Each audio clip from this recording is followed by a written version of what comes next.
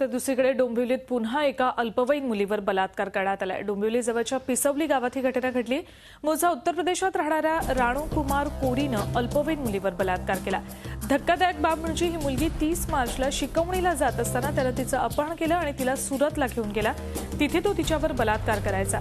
ती मुलीनं 5 दिवसांनी त्याच्या तावडीतून सुटका करून घेऊन वडिलांना फोन केला। त्यानंतर राणूच्या मोबाईल लोकेशनवरून पोलिसांनी ठावठिकाणा शोधून काढला आणि त्याला अटक केली। या निमित्तानं डोंबिवलीतल्या गुन्हेगारीचा आणि महिलांच्या सुरक्षेचा प्रश्न पुन्हा समोर आलाय। डोंबिवलीत अल्पवयीन मुलीवर बलात्काराची ही या आठवड्यातली दुसरी घटना आहे।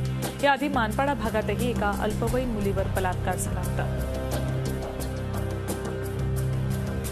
आम्हाला त्या मुलीचा फोन आला की तिला सुरत या भागामध्ये पॉंडेसर भागात डावून ठेवलेलं आहे। सदरची माहिती मिळताच मी माझी टीम एक एफ शेवाळे आणि तिची पथक सुरत येथे पाठवलं व त्या मुलीला त्या मुलाला ताब्यात घेण्यात आलेलं आहे।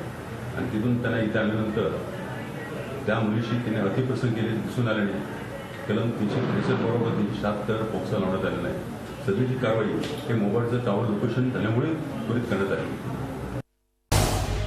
झी 24 तास रहा एक पाऊल पुढे।